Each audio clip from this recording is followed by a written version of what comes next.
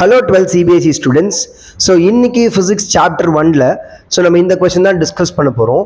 The magnitude of the electric field due to a point charged object at a distance 4 meters is 9 Newton per coulomb. So நான் இங்கே என்ன பண்ணுறேன், ஒரு point சார்ஜை mark பண்ணிக்கிறேன், Q அப்படின்ற பாயிண்ட் சார்ஜ். இதுலேருந்து ஒரு 4 சென்டிமீட்டர்ஸில் என்ன சொல்கிறாங்க அப்படின்னு பார்த்தீங்கன்னா, இங்கே ஒரு எலக்ட்ரிக் ஃபீல்டு இருக்கான். E is equal to 9 Newton per coulomb அப்படின்னு சொல்கிறாங்க. சரிங்களா? From the same charged object இங்கே என்ன சொல்கிறாங்க, அந்த electric field of the magnitude என்ன ஆகுதுங்களா, 16 நியூட்டன் பர் கூலும் அப்படின்னு சொல்கிறாங்க. Will be at the distance of அப்படின்னு கேட்குறாங்க. அப்போ எந்த டிஸ்டன்ஸில் இந்த இந்த சார்ஜோட எலக்ட்ரிக் ஃபீல்டு இவ்வளோ இருக்கும்னு கேட்குறாங்க. நமக்கு ஒரு விஷயம் நல்லா ஞாபகம் இருக்கும் இல்லையா, electric field is inversely proportional to r square அப்படின்னு சொல்கிறாங்க. அப்போது இங்கே இருக்கிற எலக்ட்ரிக் ஃபீல்டை காட்டிலும் இந்த எலக்ட்ரிக் ஃபீல்டு எப்படி இருக்குது, அதிகமாக இருக்குது. அப்படின்னா டிஸ்டன்ஸ் அதிகமாக இருக்கணுமா குறைவாக இருக்கணுமா?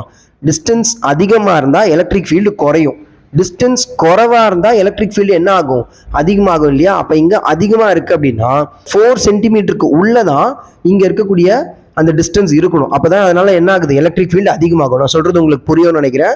So as distance decreases electric field increases, அதை தான் நான் சொல்கிறேன். சரிங்களா?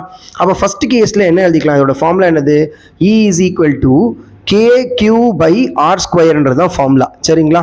அப்போது நமக்கு என்ன கண்டுபிடிக்கணும்னு சொல்கிறாங்க, என்ன கண்டுபிடிக்கணும், டிஸ்டன்ஸ் தான் கண்டுபிடிக்கணும். சரிங்களா? இந்த மாதிரி கொஷின்ஸ் நம்ம என்ன பண்ணணும் அப்படின்னா, இங்கே யார் சேமாக இருப்பாங்கன்னு பாருங்கள். ரெண்டு கேஸ்லையும், கேஸ் 1 அண்ட் கேஸ் 2 ரெண்டு கேஸ்லையும் யார் சேமாக இருக்கா, சார்ஜ் சேமாக இருக்கானா, நான் அதை வச்சு ஈக்குவேட் பண்ணிக்கிறேன். அப்போது for the first case Q is equal to எழுதிக்கிறேன், E R square divided by K.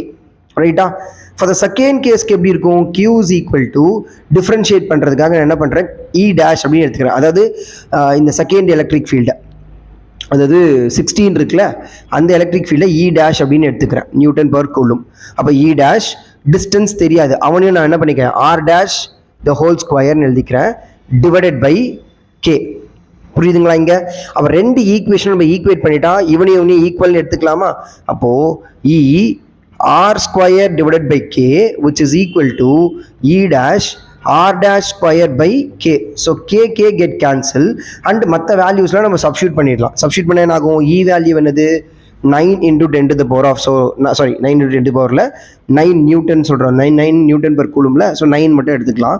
Into R value என்ன கொடுத்துருக்காங்க, என்னது ஆர் வேல்யூ 4 இல்லையா? அப்போது இங்கே 4 போட்டிங்கன்னா ஆகும் 4 ஸ்கொயர்ன்ற வரும். அப்போது 16 which is equal to இங்கே எவ்வளோ எலக்ட்ரிக் ஃபீல்டு 16. சரிங்களா? Into R dash square.